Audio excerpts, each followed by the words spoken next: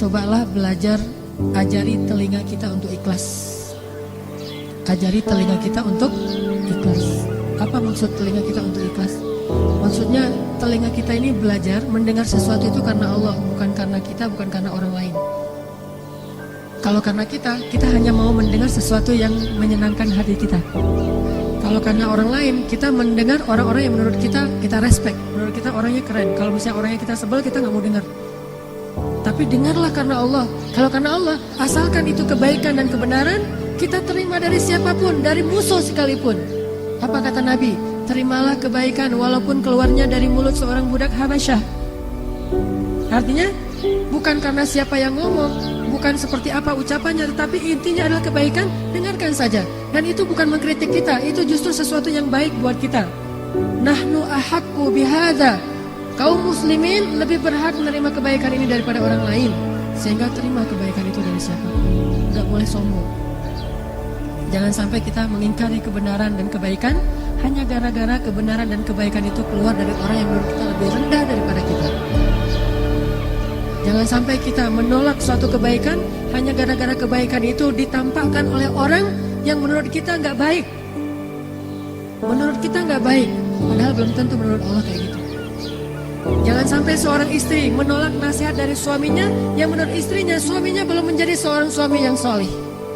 Jangan sampai seorang suami menolak kebaikan dari istrinya karena hanya berpikir istrinya belum taat kepada suaminya. Terimalah kebaikan dari siapapun, bahkan dari mulut seorang budak Habasyah atau dari musuh sekalipun. Budak Habasyah itu agamanya bukan agama Islam. Bukan agama Islam, budak pula dan bukan orang Arab. Jadi secara status sosial di masyarakat Arab itu jauh beda dengan orang Arab, Quraisy, Ahlul Bait. Tetapi tetap diterima yang namanya kebaikan dari siapapun juga. Kita belajar dari semua orang, kita menerima kritik dari semua orang. Gak ada cerita saya seorang guru maka saya gak boleh dikritik oleh muridnya. Bahkan seorang nabi pun dikritik oleh para sahabat dan beliau gak marah. Siapa sahabat yang pernah mengkritik nabi? Habis-habisan kritiknya. Umar masuk Islamnya belakangan lagi tuh. Kalau Abu Bakar masih mending, kalau Khadijah masih mending. Ini Umar yang masuk Islamnya tuh setelah Nabi berdoa lama baru masuk Islam. Yang di masa jahiliyahnya pernah minum khamar, dosanya macam-macam. Kritik Nabi, ya Rasulullah, keras suaranya di depan Nabi. Sampai Allah sendiri yang menurunkan ayat, ya ayyuhalladzina amanu la tarfa'u aswatakum fawqa sautin nabi. Janganlah kalian mengangkat suara kalian di hadapan Rasul melebihi suara Rasul. Tapi Rasul enggak marah. Allah yang mengajari mereka etika, tetapi Rasul nggak jadi baper gara-gara itu. Kenapa? Karena kalau itu emang niatnya baik, Umar berpendapat bukan karena marah ke Rasul. Umar berpendapat walaupun dia nggak setuju dengan Rasul, itu pasti karena Allah. Umar setuju dan nggak setuju, itu karena Allah. Kenapa?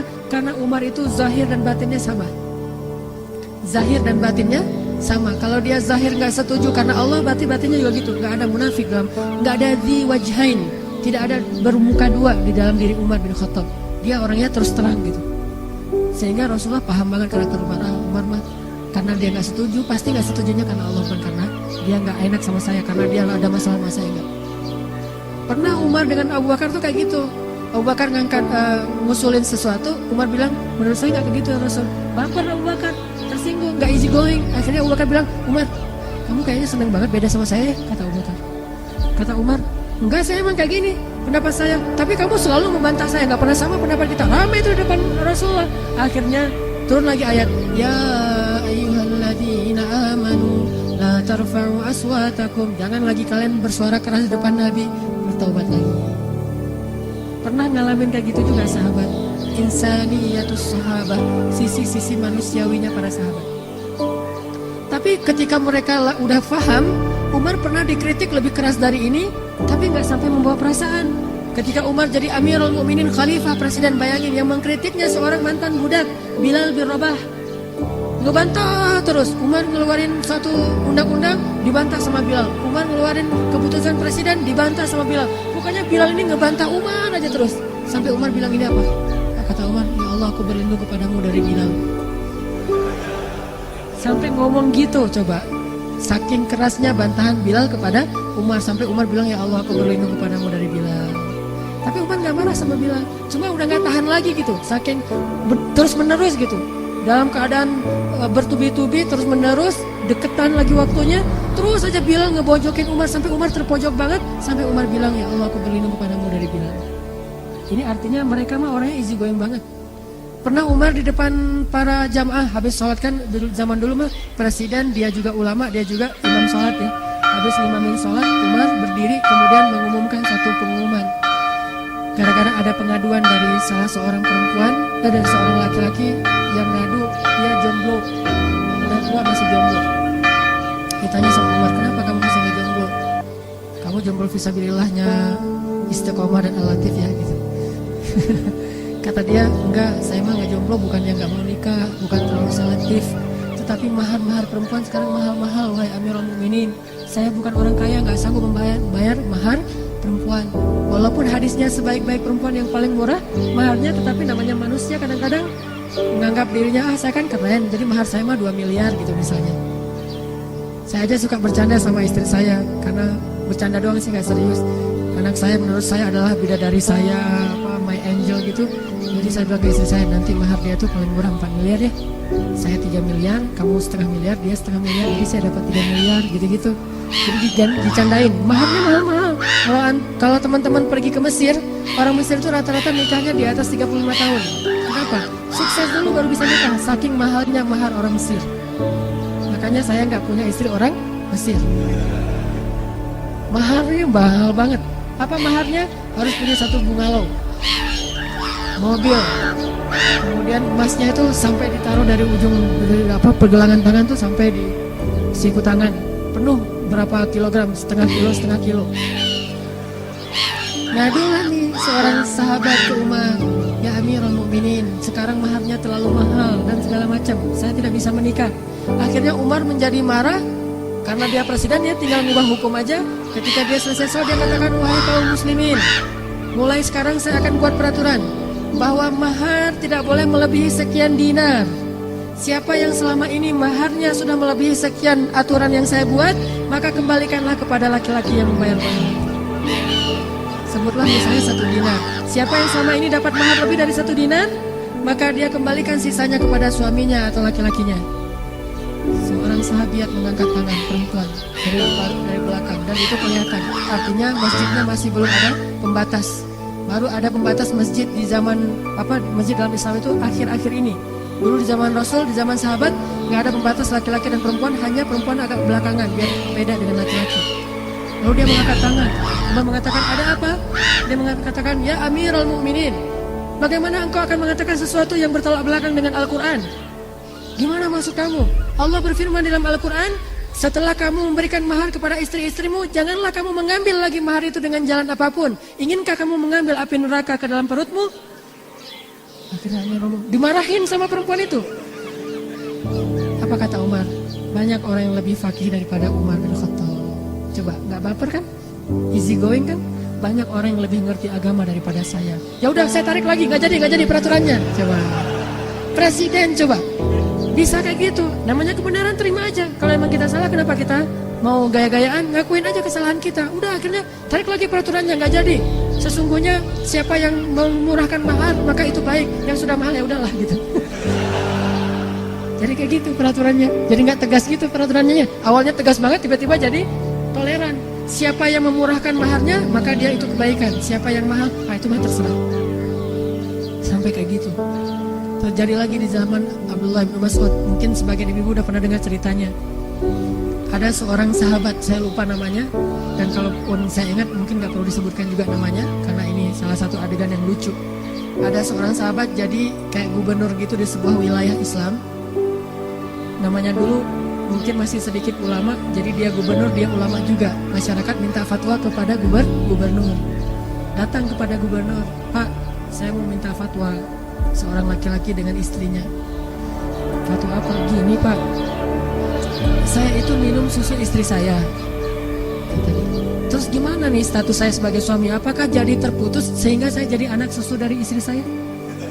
Coba gitu pertanyaannya. Ini pertanyaan fikih ya, ini bukan vulgar. Emang kayak gitu ceritanya.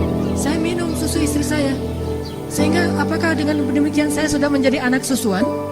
Kalau jadi anak susuan kan berarti saya udah nggak jadi suami dia lagi, jadi anak susuan. Beda statusnya. Sahabat ini bingung.